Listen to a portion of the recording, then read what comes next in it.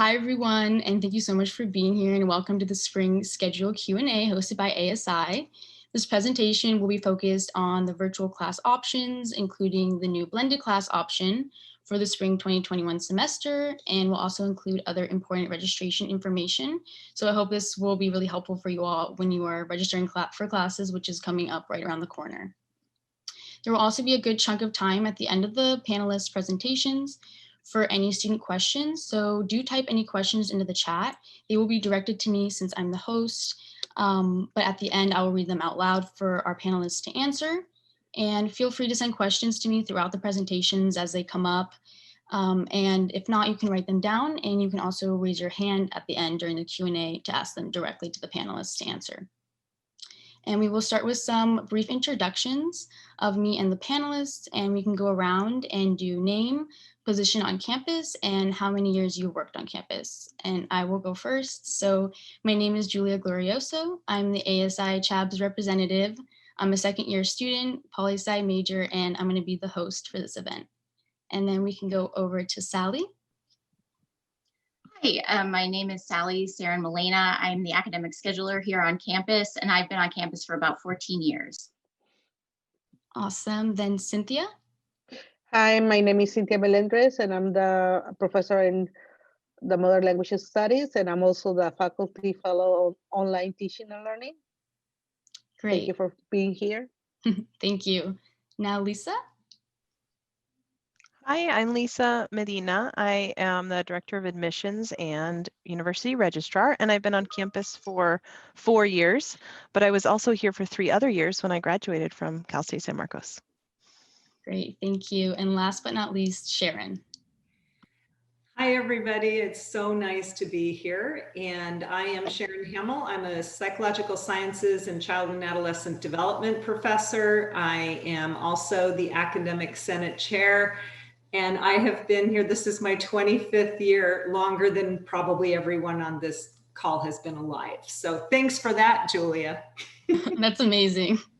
Thank you all for introducing yourselves. And we will just go ahead and get started and get right into it and turn it over to our first panelist, which will be Sally. Thank you. Let me just get my screen here and should be good to go. All right. So, okay. Introduction, spring 2021 class schedule and virtual instruction have changed a little bit. So I don't know if you get the hint, but it's WTF for some folks on campus, which I totally understand. What I'm going to do is I'm going to be describing the basics of async, sync, and blended classes, which I'm going to call the virtual 3. You will see an example of the class search results from a public search view. I will go over the proportions of each type in the current class schedule. We will get a look at the search criteria options and then focus on the class details. We might be speeding a bit through this because I only have a limited amount of time, but I will also make this available, the link to this presentation. Need to know. All right, at the front, please be aware that the spring class schedule is live now and registration appointments begin on Monday. As stated, classes here at CSUSM are going to be offered in a variety of formats, in person somewhat, but actually a combination of virtual and in person. And then there's these virtual options. We're largely going to be focused on the virtual 3, which are asynchronous instruction. We call it async, synchronous, sync, and our new blended, which is a combination of asynchronous and synchronous instruction. I'm going to go ahead and put a link to the virtual class descriptions so you guys have access to that. If I could figure out how to get the chat open. And it's coming. There we go. All right. All right. Now I'm going to go brief you on the types of virtual classes that are happening and how to read them. I can get it clicked here. We can do this. Asynchronous classes. Here's a brief example. Async classes do not have specific meeting times, so there are specific deadlines for assignments, quizzes, etc. This format offers more independence and flexibility because it provides freedom of time and distance, at least relatively. Again, there are still deadlines. In the screenshot example shown, SOCH 101, the schedule shows the dates and times as TBA, which actually means there is no set dates and times that you have to be there in class. The room will be listed as asynchronous virtual instruction. So a clue that it's asynchronous. Okay, brief synchronous. Synchronous classes have specific, synchronous virtual classes have specific meeting times, similar to an in-person class. Classes take place in real time with the instructor and students interacting at the same time online. In the screenshot shown, Business 203, the schedule is shown with dates and times. There's a weekly day and then a weekly time, which means you have to be there in front of your computer at those dates and time listed. The room will be listed as synchronous virtual instruction. Thus, you know it's synchronous. All right, and then we have the blended classes. What is blended? Blended classes are a mix of both asynchronous and synchronous instruction. There's a variety of ways that a blended class can take place. The class will be synchronous on a few dates with the rest of the instruction synchronous or asynchronous, or the class will be synchronous for fewer hours per week than typical. Example, 3-unit class would only be taught 2 hours per week synchronously, and the rest of the instruction would be asynchronous, or a mix of these. The amount of each instructional type will be determined by the instructor. Spring proportions. Overall, spring looks like this. Data explanation time. These numbers are the percentage of class seats in each format. However, it does exclude independent study and graduate seats. Also, these numbers were up to date as of yesterday, but these should not be taken as definitive sort of percentages, as the class schedule will change somewhat right up until classes begin. By and large, they will stay the same, but just so you know, these might be a little different, but it gives you sort of a better picture of about a similar percentage of asynchronous and synchronous, and then we've got almost 20% blended and about 9% in-person hybrid. Biggest tip of the day. This is something that all students are aware of and you really need to be. Open the class. When you do a search result, yeah, you can see all the sections and you can kind of see the days and times and the dates in the room, but it does not provide all of the information. So seriously, opening the class does not reveal as much as you think. Now, opening the class and what we're going to talk about here is less about finding or figuring out how many classes you can possibly enroll in. What you want to do is definitely use the schedule assistant and the degree planner to do that. But this is more helpful for looking back at a class you are already enrolled in. It allows you to view dates and times and class notes for each section and can provide more information. All right, so search courses. The Browse Search course is available, and I'll put that link in there as well. Eventually. There we go. In the chat, I've just put it in there. This method is the public view of the schedule. So you go there and then you click on that Browse Search Courses and you're there. This is very similar to how you would view it going in through the Student Center when you enroll. It has some of the, most of the same options. And this page itself is that there's a lot of stuff, great stuff on the Registrar's page, but well, you can go through that some other time, but I would advise it because it's very helpful. All right, so we clicked on that link and we're going to enter search criteria. So clicking on this link gets the search criteria. You typically have to fill in at least 3 of these options for the search in order to get anything. Note, the search will not allow you to see the whole class schedule at once. It just won't, it won't pull it up. So you do have to fill out the term and the subject and possibly the course number if you want to get anything. Okay, criteria. Put the term in. Let's say we're putting in the subject. And then this is another big thing, show open classes only. That's if you're trying to enroll. But like I said, if you're already enrolled and you want to take a look at this class, you might need to uncheck that. Also, I'm going to briefly go through this. There's additional search criteria. This is amazing. Did you know you could search by class number to just see that section, or course attribute, or day, or instructor? Well, you can. Again, I'm not actually going to go through the additional search criteria, but I did want to let you know that it was there. So now we're just going to search for Sociology 101. Here you can see asynchronous results. It's, you know, the asynchronous, well, there we go. We're going to click on the class results to get a brief picture of what asynchronous looks like. I'm going to go through this kind of quick because I think y'all understand what asynchronous means, but when you click on the class details, there's meeting times to be determined or to be ranged, which means none. Asynchronous virtual instruction is the room. Then we have the class attribute there, which says class will be virtual asynchronous. Then we also have the notes. The notes are a big, big thing. Please make sure to read those. We also have, there's a lot of useful notes on those. I'm going to put the general bit.ly link to the sort of virtual 3. So it describes the asynchronous classes. And if you'll see there, this has a reserved seats. That's something asked a lot. So I'm going to put the bit.ly link for that here too, so you can access that. And again, it will let you know that this whole class details will let you know if classes are being reserved and all of that other fun stuff. So now we're going to look at this new search. So we're looking at Business 203, which the vast majority of these classes are synchronous. So we got 4 synchronous sections as well as an asynchronous one, but we're just going to take a look at the synchronous. So click on section number 1. This does have days and times listed. So that's a clue. It also has synchronous virtual instruction listed, and then a class note that says class will be virtual synchronous. So there are a lot of hints about what types of classes the actual section are. But again, we also have these notes which sort of briefly describe it, and also it always gives the link to the bit.ly about, and this page is actually through the registrar as well, that can provide you some more information about what synchronous means, as well as asynchronous and blended. So we're going to take a deeper dive into the blended courses. This is search results for one of the blended courses. It's got a lot of information. For instance, it has TBA, which means no meeting times, as well as an actual date and meeting times. It has both asynchronous and synchronous. So that's the one clue on the results page that you do have a blended class, is there is both asynchronous virtual instruction and synchronous virtual instruction. So now we're going to click on this link to actually see the class details and see what this looks like. It's sort of where I'm getting you all. In this blended course, TBA, so that first line is the asynchronous portion. It's all semester long.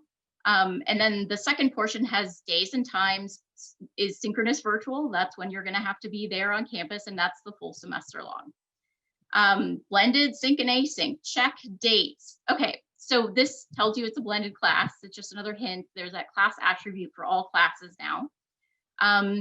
What dates are we checking? Those meeting dates right there. It is not any alternate date calendar that you have to look at. You just have to look up and just make sure you know those dates. That's going to become more relevant in just a minute. But okay, that doesn't seem that complicated, right? Oh, blended courses, virtual sync and virtual async. Well, it does get a little more complicated. So, and the other type of blended, this is what this other type of blended looks like on the regular results page. It's got multiple dates and times. Generally, they're the same meeting pattern. Like you can see, this is Monday, 2:30, 3:45, but it's also got that TBA. And then we got the virtual asynchronous, or asynchronous, synchronous, synchronous, synchronous, synchronous. And then all these dates. What does that actually mean? Okay, so it's kind of messy when you look at it here. However, let's look at it in the details. So this is sort of my point, folks. The lines give you a much better picture. So this first line, it's TBA, so no dates and times, or no times and days. It's the asynchronous model during the whole class semester, right? Or the whole class dates for the full semester. I can spit this out. January 25th through May 14th. Now there's Monday, 2:30, 3:45, synchronous from January 25th to January 25th, from March 8th to March 8th, from March 29th to March 29th, and to May 10th to May 10th. This means that this class is only meeting synchronously 4 dates, 4 times, the 4 Mondays from 2:30 to 3:45.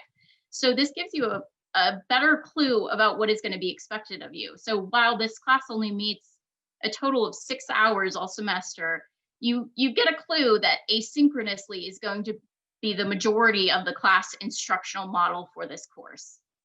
Again, we got this blended synchronous asynchronous note in the class attribute, and it shows you to look at those dates. So again, that's where you want to check the dates, because that can give you a clearer picture of what's actually going on, which is the whole idea.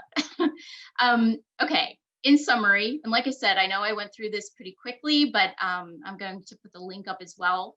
Open the class, identify the type of class that you actually have, then check the dates. Also read the notes. I did go over that pretty quickly, but there are most of the classes that have more flexibility, let's say, do have further notes that can better explain what's going on.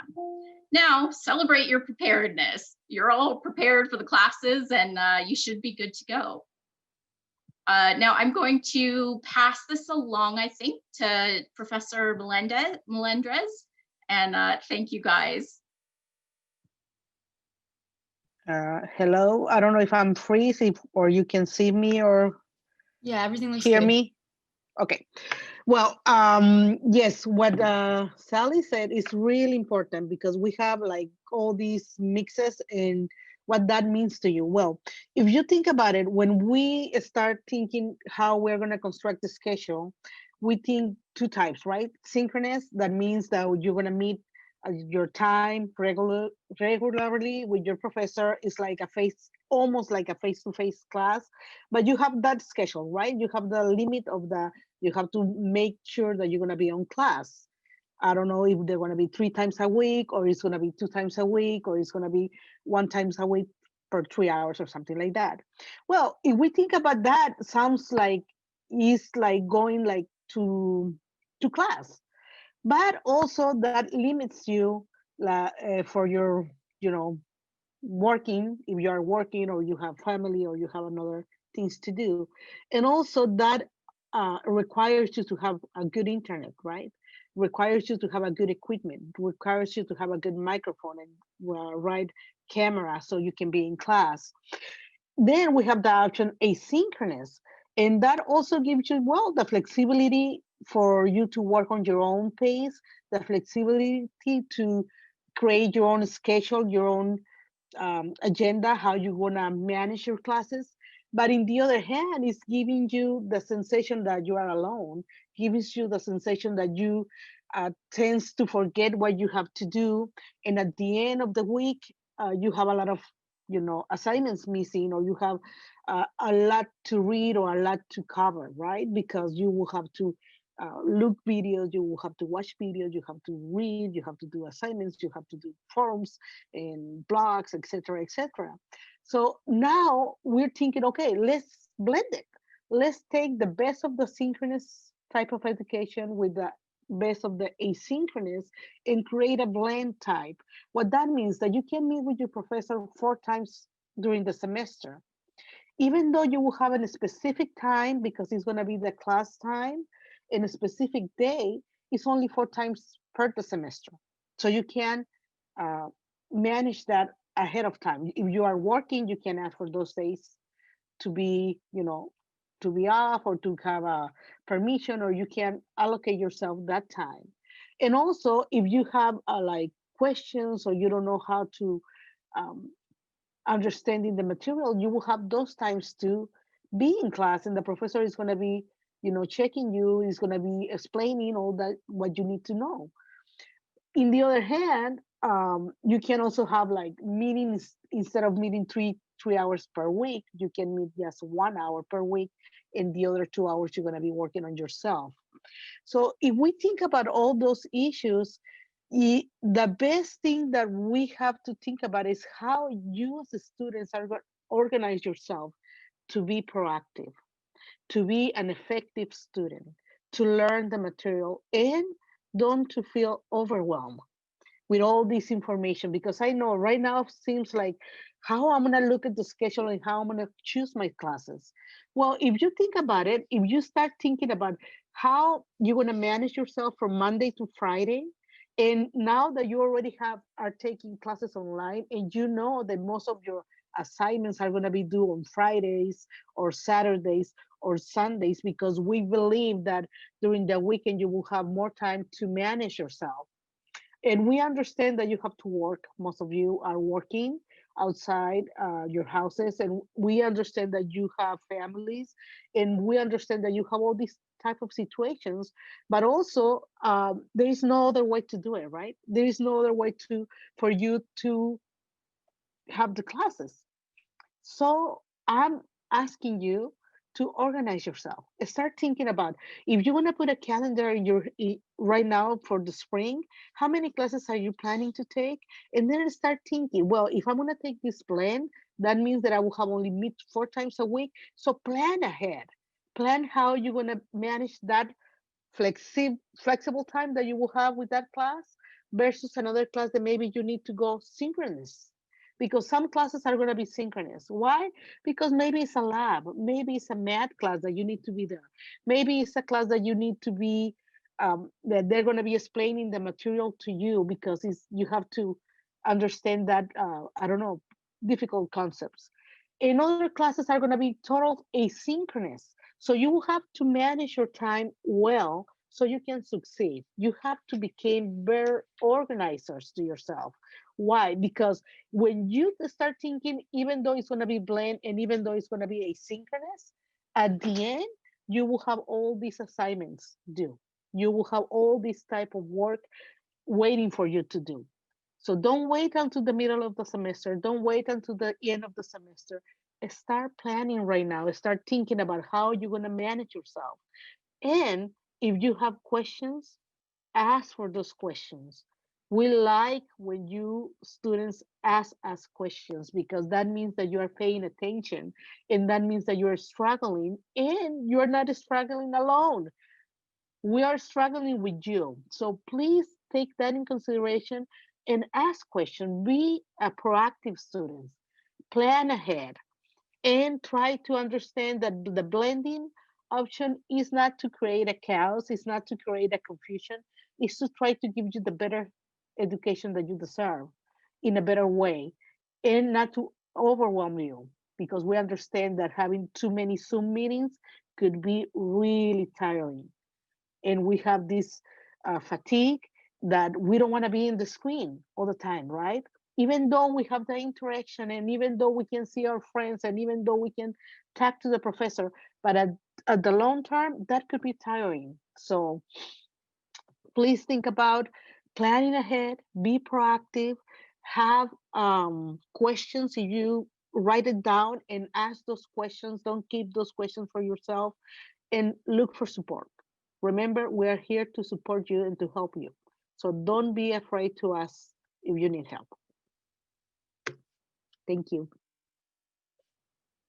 Thank you so much. And next up is Lisa. Thank you, Julia. I'm going to be pretty brief because I think you may have questions and we'll just save time for that. I think I just wanted to emphasize things that were already mentioned. So enrollment for spring starts on Monday. You should have received your appointment time. You would have gotten that in an email. Your date and your time to start enrolling yesterday, actually. You can also view that in your student center, so you can see in the student center what date and time you can begin to enroll.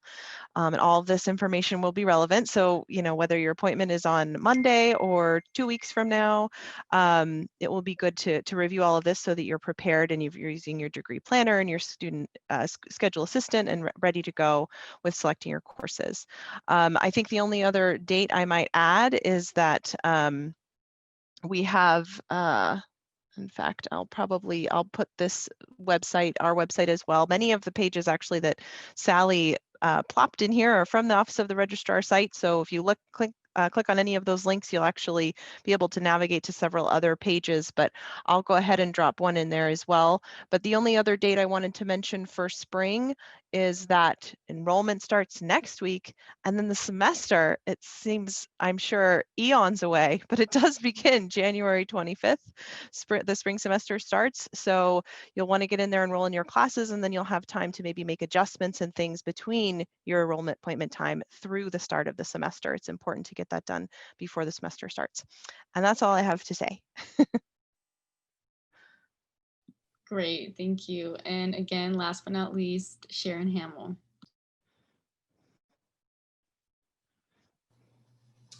I wanted to start, I'm going to be very quick too, but start first. I know that sometimes I get emails from students or students feel like, why doesn't Senate just make a change, whether it's credit, no credit, or withdrawal, or why doesn't Senate just or faculty just decide to do that.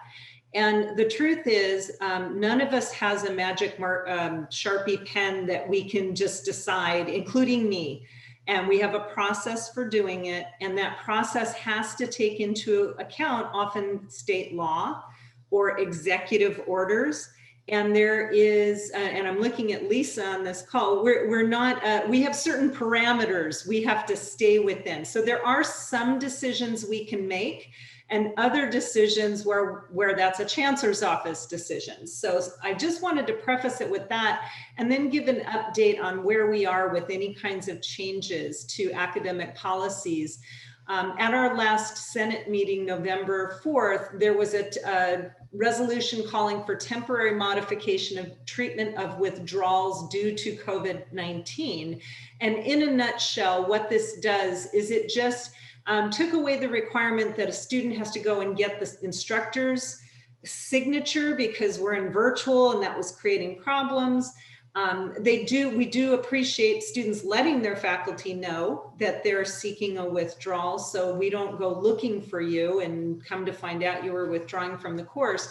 And the instructors will be notified when that withdrawal becomes approved. Also, there was an 18-unit limit on withdrawals that Executive Order 1037 put in place. That requirement was suspended by the Chancellor's Office, but it's no longer suspended. And that was a Chancellor's Office decision. We do want you to know that that policy went through, is giving more guidance to those individuals who are working with students who are trying to withdraw from a class, and with the idea that we need to adapt and be helpful if in fact a student feels that this is the best course of action. So that was one example. That one did go through and was approved in a first reading, which was very quick for that to happen. With regard to credit, no credit, we still have the last temporary modification we made in spring and summer. So credit, no credit is you have up until December 31st to make that request, but only for courses in spring and summer. So, and I will direct students, and I'm going to give a shout out to Lisa here. The registrar's website is very well laid out, all kinds of information about different kinds of changes that were made. And if you have a question, it's probably addressed there. But if it isn't, it's a starting place and you can go, there are links to get you more information. Now I'm getting students and actually some faculty and others saying, what's going on with credit, no credit in particular for this semester, and also some of the other issues that were modified in the spring. I made a referral to the Academic Policy Committee on October 7th, and that's how we do our business, that we say there's an issue, we want the Academic Policy Committee to review these policies and see, do we need to make more adjustments? Are we allowed to make adjustments? And that ends up being a key piece of this. Right now, the Academic Policy Committee is working on that. When they're completed with their work, they will bring it to the Executive Committee of the Senate. We will vote to put it onto the Senate agenda, where they will present it in a first reading. It takes 2 readings, usually a month apart, to get something passed. But as happened in spring, we actually suspended our rules and moved to take action in a single Senate meeting. So the short version of this is stay tuned. The Academic Policy Committee is working on it, and they are having to align it with laws, with executive orders, and with campus policies. But they're very well aware of the issues and concerns, and as soon as they are ready to bring that resolution forward, we will have it at a Senate meeting. So that's it for me. Perfect. Thank you all so much for presenting. This was really helpful, and I hope the students take away this information and it helps them throughout the rest of the semester and the rest of the academic year. And now we're going to leave the rest of the time for any questions that any of you all have. You can either message me and I can read it out loud to the panelists, or you can feel free to raise your hand and I can call on you and unmute you and you can directly ask them.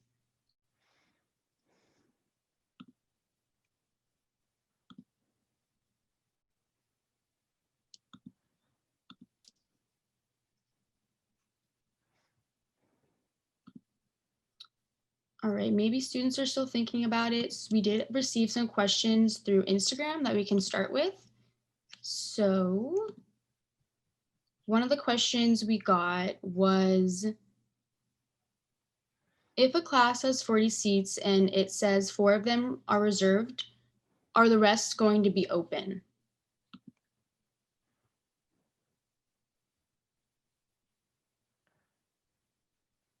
Sally, do you want me to take this one? I couldn't find my unmute. Yes, I will go ahead. Yes, if it says that there are 4 seats reserved, it means the rest of them are open to all students. You know, in terms of knowing who they're reserved for, I did send a link, I can send it again, that will tell you actually how many seats are reserved and who they're reserved for. But other than those reserved seats, unless there's prereqs or co-reqs or any sort of catalog restrictions, the rest of the seats are available for anybody who can slip in there to get that seat. Okay, thank you. Oh, actually, you know what, one more thing. We do generally advocate if there's not a seat available, or if you see sort of 4 seats saved and reserved, you can get on the wait list. And then if nobody actually takes those seats they have reserved for them, then those do expire. Right now, December 9th is that expiration date. So eligible waitlisted students will be able to get into those seats first. So if you're really eager for a particular course, I would suggest you get on the wait list. Try to find something that's available also, but if you're interested, definitely get on the wait list. Perfect, thank you. Another one, a question the student had was, are they able to add classes to their shopping cart right now? Yes.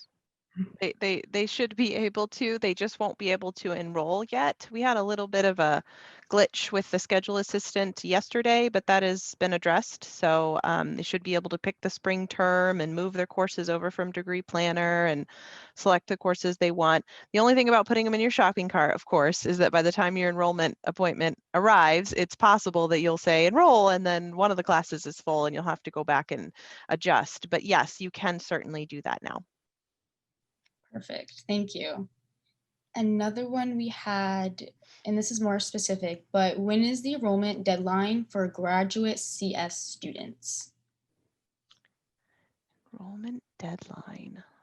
I wonder what they meant by that. Well, I can say that all graduate students are enrolling on, I believe it's on Tuesday. Let me pull it up. So that may have been what they meant by deadline. And let me pull that up quickly. Yes, on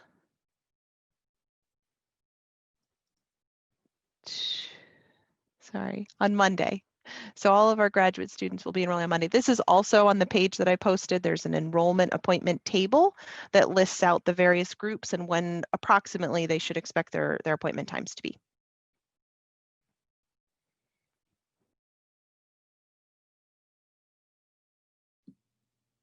Another one we received was, why are there few class choices this semester, as well as lack of afternoon classes?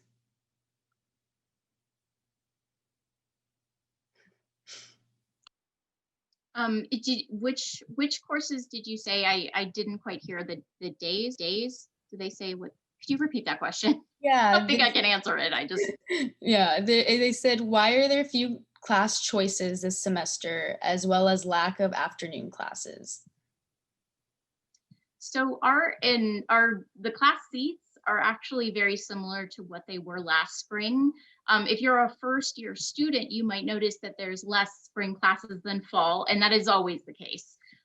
We do account for some student melt, and some students don't come back, and gosh, we want you back, and we will make those seats available if they're filled. But by and large, our spring schedule is smaller.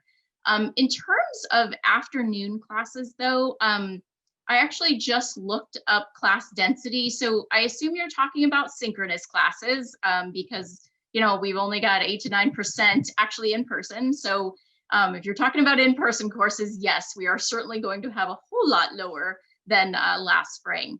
But our density overall is roughly similar to what we've always had. Tuesday, Thursday, 1 to 2:15 is still very, very popular. There are still a whole lot of seats available in synchronous courses then, but we do have a whole bunch of classes that are asynchronous, which has no meeting time. So it's sort of interesting in that respect. So all of these extra asynchronous classes wouldn't be listed as afternoon or morning or evening or weekend. They just aren't listed as a time. So I think that kind of fills in the gaps, perhaps, of what the student is asking. Yes, that helps. Thank you. And then we received 2 questions, which they might have been before they had received the email, because I think the email came out yesterday on the 12th for when we could sign up for classes, but it was when can students begin registering for classes, as well as when will enrollment dates be sent out to students. So it's kind of like tied together. Lisa, you're muted. There we go. Sorry. Okay. So they start on Monday. They do break out by distance to graduation. There's some special groups in there that get earlier registration times or enrollment appointments, but they do break out by distance to graduation. So starting with the closest to graduation, working farthest from graduation, and they're going to be happening over 3 weeks. But they do start Monday, and everyone should have received their appointment times yesterday evening, and they're also available in the Student Center. Thank you. I also wanted to say, Lisa's the registrar, and this is totally her page, but there is an enrollment appointment table available. So you can see the sort of effective seniors, you know, how many units you have left to degree, and then when your approximate date and time for registration happens. So I'm gonna put that in the chat right now. And so that's a little bit easier to see. You should have received an appointment yourself, and you should be able to see that in the Student Center. But if you're curious what, I don't know, someone who has 31 to 45 units remaining is, they'll probably be November 20th from 8 to 4. It's information like that. So you're welcome to review that too. That's called the enrollment date table or enrollment appointment table.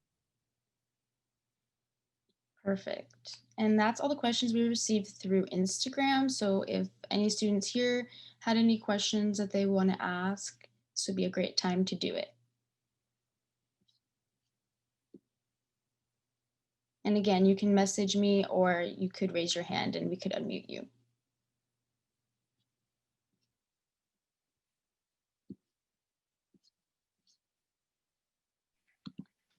I just want to add something. If the students are registering and the class is full, please use the waiting list.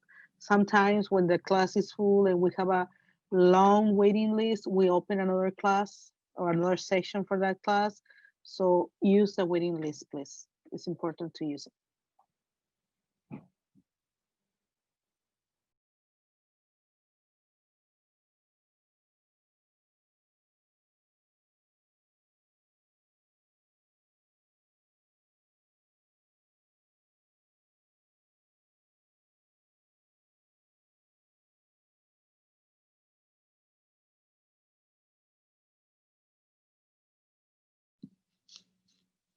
Any other questions before we wrap up?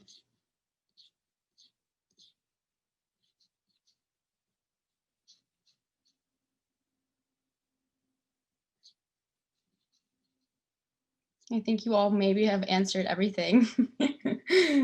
You all did a great presentation then. Well, we're all here for the students. Seriously, I mean, I don't have a whole lot of student interaction. I work on the schedule, I get the classes in, but we are all here to help. We really are. I mean, that's the reason we're here.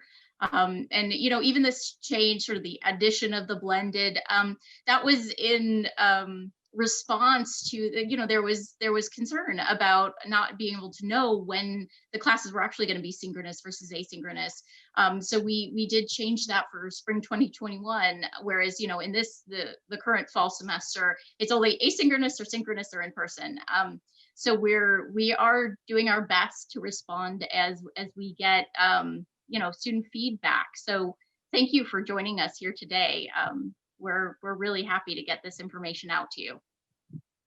Definitely. Feel free to reach out to anyone here on the panel, as well as I'm going to put my email in the chat so that anyone, if you have any follow-up questions, then I can hopefully help answer or direct that question to somebody who can. So I'm going to go ahead and do that.